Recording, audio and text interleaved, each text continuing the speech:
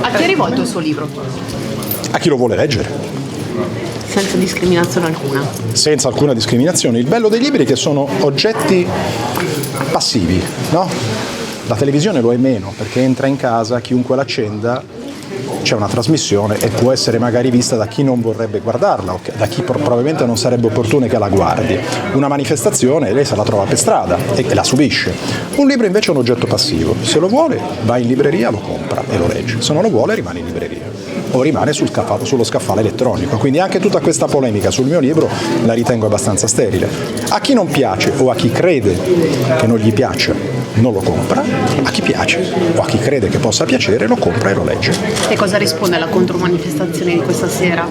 Niente, assolutamente nulla, facciano quello che vogliono, nel loro tempo libero possono fare quello che vogliono. No, io non ho mai avuto nessuna polemica con nessuno. C'è stata una libraia, si può dire, una libraia, titolare della libreria, che penso 4 mesi fa, subito dopo l'uscita del mio libro, che è apparso unicamente su una piattaforma elettronica, si è rifiutata di fare una cosa che nessuno le aveva chiesto, di vendere il mio libro. Quindi è stata probabilmente un'uscita per farsi pubblicità, perché nessuno le aveva chiesto di venderlo e non avrebbe potuto venderlo, perché il mio libro era solo su Amazon.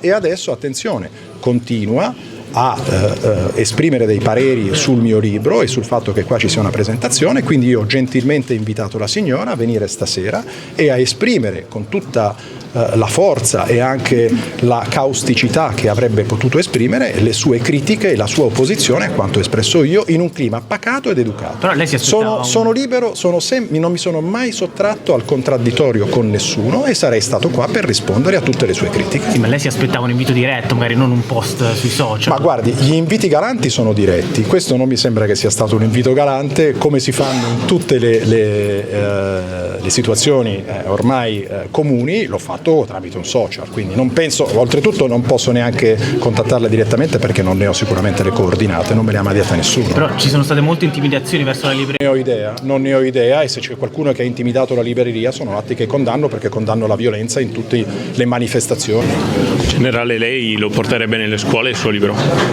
Ma io non mi sono mai neanche occupato di scuola, se qualche insegnante ha giudicato, ha reputato di portarlo nelle scuole si vede che aveva un suo significato. A che età, secondo lei? Ma il libro, come ho scritto nella nota d'autore, è adatto a un pubblico adulto, no? Non penso che i ragazzini si occupino di temi sociali che io descrivo sul libro, quindi ritengo che se qualcuno lo volesse portare nelle scuole sarebbe idoneo agli ultimi anni di un liceo, probabilmente all'università, ma sono opinioni veramente di una persona che non conosce il sistema e che peraltro si basano anche su quello che ha deciso quella insegnante brindisina che lo aveva fatto studiare, se non sbaglio, all'ultimo anno del liceo. Se non vado errato, se mi ricordo bene l'articolo che era stato postato sulla rete. Quindi chiunque esula dalla norma, esula dalla consuetudine, è eccentrico, può essere considerato non normale.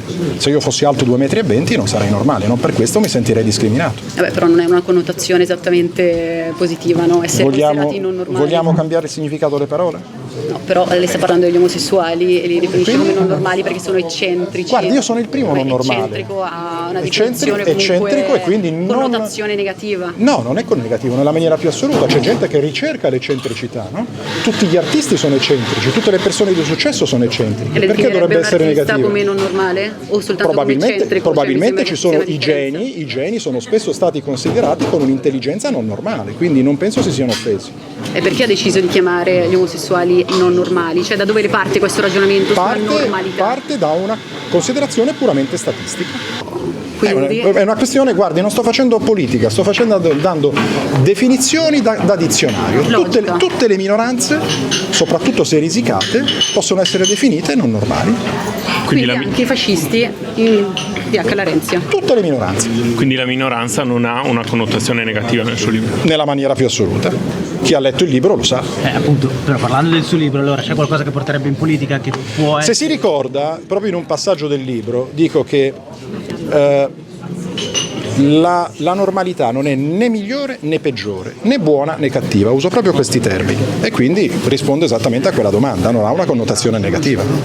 E rispetto al successo che sta avendo questo libro, lei se l'aspettava? No, non me lo aspettavo assolutamente. Pensavo che il libro fosse diffuso tra 200-300 persone, che sono i miei contatti, le persone che conosco, e invece devo dire che grazie dei vostri colleghi, si chiamano Pucciarelli e Cazzullo, che hanno fatto un'operazione di marketing e promozione eccezionale, ha avuto un grandissimo successo. E quindi li ringrazio ancora una volta pubblicamente. E perché l'idea di scrivere un libro? Il libro non parte come un libro, parte come una serie di articoli, soprattutto incentrati sull'aspetto scientifico, quindi ho trattato di energia, di ambientalismo, di città. Poi, una volta che avevo scritto un centinaio di pagine, mi sono detto aggiungiamo qualche altro capitolo e pubblichiamo un libro. Qual è per lei la società ideale? Che domanda articolata che mi fa. Ma fondamentalmente è il contrario di quella che descrivo nel libro, no? Una società dove le persone che rispettano la legge sono tutelate, una società dove fondamentalmente la maggioranza conduce nel rispetto delle minoranze, una società dove la legge viene fatta rispettare e possiamo andare avanti, no?